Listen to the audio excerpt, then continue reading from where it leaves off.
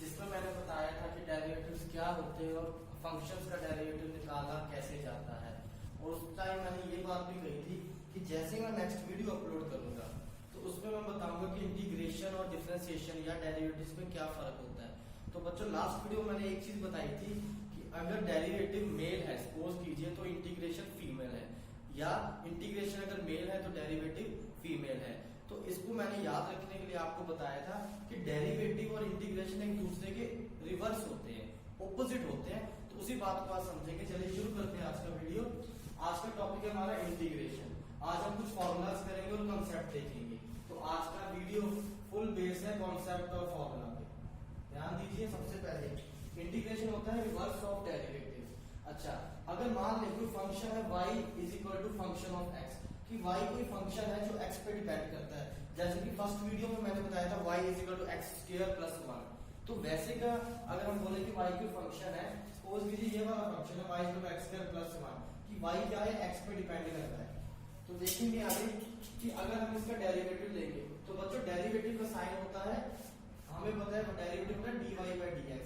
लेकिन dy by dx लिखने की बजाय हम y डैश भी लगा सकते हैं, हम इसको y डैश भी लिख सकते हैं। तो उसको लिखा जिसका मतलब है dy बाई dx, और इस फंक्शन का डेरिवेटिव लेंगे y की जगह में ये पुट किया तो ये y डैश है, इसके साथ में डैश लग जाएगा। इसका मतलब है कि इस फंक्शन का डेरिवेटिव हो चुका है।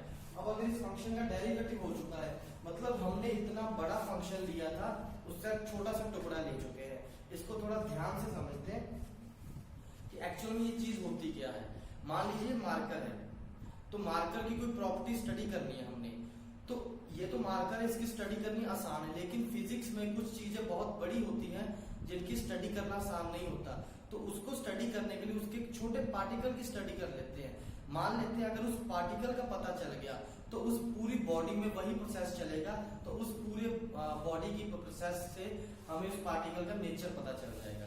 तो वो जो छोटी पार्टिकल का हमने नेचर फाइंड आउट किया है उसको बोलते हैं डेरिवेटिव। मतलब बड़े पार्ट का एक छोटा सा टुकड़ा ले लिया, उसको स्टडी कर लिया। लेकिन अगर छोटा टुकड़ा ले लिया तो पूरे पार्ट तक पहुंचने के लिए हमें वो छोटे छोटे टुकड़े को ऐड करना पड़ेगा। जैसे मार्कर बनाने के लिए छोटे छोटे प्लास्टिक के पीसेस लेने पड़ेंगे, उनको डिफ्यूजन करना पड़ेगा, कुछ प्रोसेस लगाने पड़ेंगे, मोल्डिंग समथिंग जो भी लगाना चाहेंगे, एक्सपीरियंस। तो जैसे ही वो प्रोसेस लगाएंगे तो करते करते एक मार्कर की शेप आ जाएगी। इसका मतलब जो छोटा टुकड़ा था बड़े मार्कर का बनाना था मार्कर, लेकिन छोटा टुकड़ा क्या था, डेरिवेटिव। अब वो डेरिवेटिव को जोड़ते जाएंगे आपस में, तो वो जोड़ना है उसको बोलते हैं इंटीग्रेशन। तो देखिए जैसे डेरिवेटिव आया उसका मैंने इंटीग्रेशन कर दिया। ये बच्चों इंटीग्रेशन का साइन होता है। जैसे इंटीग्रेशन करेंगे जो भी फंक्शन होगा उसके रिस्पेक्ट में हमने इंटीग्रेट करना है। अगर x का फंक्शन है तो dx लगाएंगे, साथ में इंटीग्रेट करेंगे और देखिए हमारे पास फिर से वही फंक्शन आ जाएगा जहां से हमने स्टार्ट किया था। लेकिन एक कांस्टेंट भी आएगा। अब ये कांस्टेंट क्यों आता है? कांस्टेंट इसलिए आता है कि अगर हमारे पास मान लीजिए ये मार्कर की एग्जांपल मैंने दी थी, फिर से ले रहा हूं कि अगर हमने इसका डेरिवेटिव निकाला उससे इंटीग्रेशन निकालना है तो मार्कर की लेंथ क्या होनी चाहिए? मान लीजिए 1 सेंटीमीटर, 2 सेंटीमीटर, 3 सेंटीमीटर। लेकिन अगर मुझे उसकी लेंथ मालूम ही नहीं कितना बड़ा मार्कर लगाना है तो उसको ओवरकम करने के लिए कांस्टेंट लगता है। अगर हमें उसकी वैल्यू पता होगी कि हाँ मैंने लेंथ 5 सेंटीमीटर रखनी है तो मैं यहाँ पे लिमिट लगाऊंगा, इंटीग्रेशन पे लिमिट लगाऊंगा 0 से लेके 5 सेंटीमीटर। जहां से शुरू करना है वो वाली लिमिट और जहां तक पहुंचना है वो वाली लिमिट। तो जहां से शुरू करते हैं उसे बोलते हैं लोअर लिमिट और जहां तक पहुंचना उसे बोलते हैं अपर लिमिट। ये मैं अभी थोड़ी देर में करवाने वाला हूं दोबारा से। फिलहाल को समझते हैं c कांस्टेंट है और इस इंटीग्रेशन को इनडेफिनेट बोलते हैं। इनडेफिनेट का मतलब इस पे हमने अभी कोई लिमिट्स नहीं लगाई, ये बिना लिमिट्स वाला है। लेकिन अगर लिमिट्स लगा देंगे तो वो बन जाएगा डेफिनेट इंटीग्रेशन। चलिए मैं यहीं पे बता देता हूँ। मान लीजिए मैंने यहाँ पे fx है तो यहाँ पे x1 और x2 लिमिट लगा दी। कैसे सॉल्व करेंगे, क्यों करेंगे वो मैं आगे जाके बताऊंगा। जैसे ही लिमिट लगाएंगे तो ये इनडेफिनेट से क्या बन जाएगी, डेफिनेट बन जाएगी और यहाँ से कांस्टेंट क्या हो जाएगा, खत्म हो जाएगा। जैसे कांस्टेंट खत्म होगा तो ये fx बन जाएगा, इसके लिमिट्स इसके साथ आ जाएगी।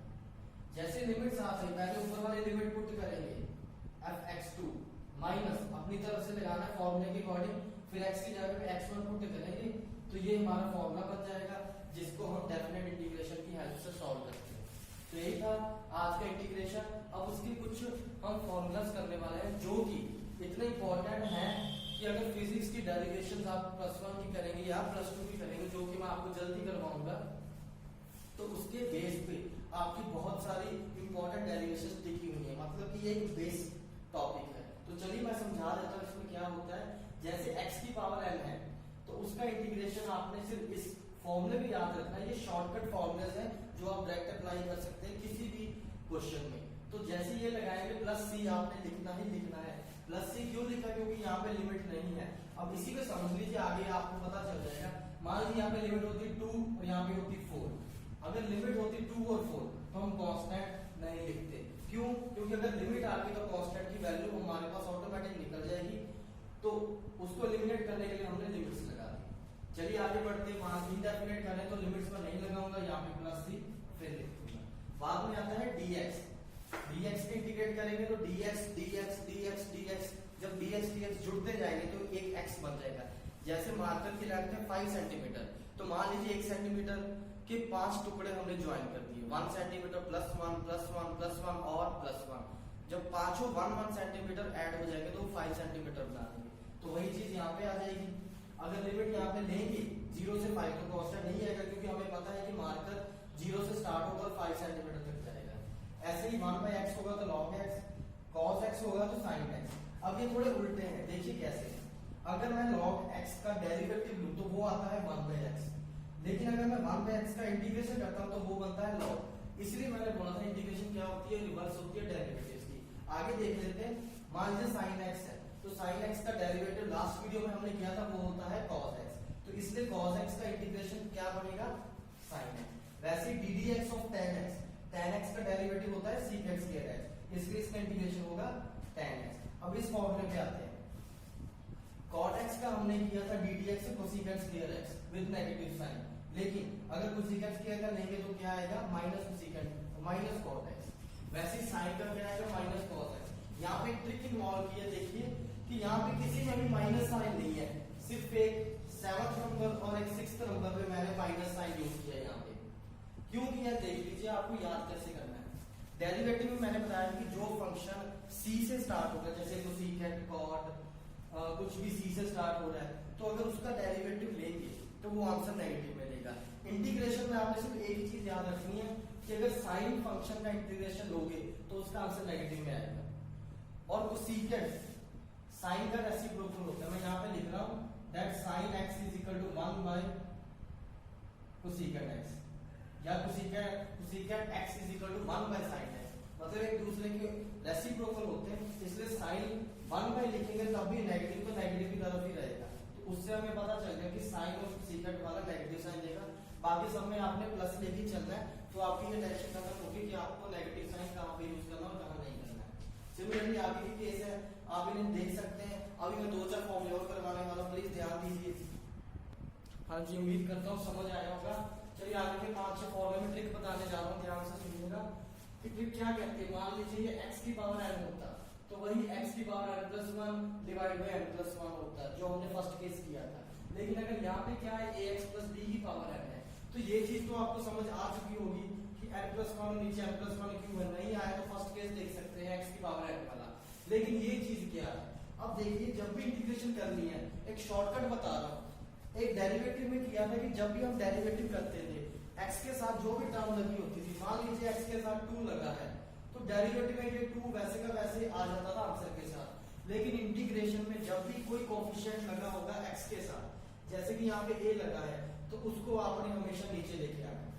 ये आपकी शॉर्टकट है, इसको याद रखिएगा, क्योंकि बार बार अगर क्वेश्चन करेंगे इस मेथड से तो आपके क्वेश्चन ही बनने वाले। अगर बनेंगे तो इतना टाइम चला जाएगा कि एग्जाम आपका पेपर है जो 3 घंटे का, वो 4 घंटे में कंप्लीट होगा। तो उसका फायदा क्या, अगर आपने मेथड भी लगाया और आपका आंसर भी नहीं आया, तो डायरेक्ट जल्दी से जैसे ही ऐसी चीज देखी, x के साथ जो भी कोएफिशिएंट है उसको डिनोमिनेटर में ले आना है। तो बाकी चीज x की पावर n वाली है, यहाँ पे भी वही चीज करते हैं। देखिए साइन है, जैसे साइन से इंटीग्रेशन शुरू हुई, नेगेटिव साइन आ गया, एक ट्रिक काम कर चुकी है। साइन कॉस में बदलेगा, वो भी काम कर गया।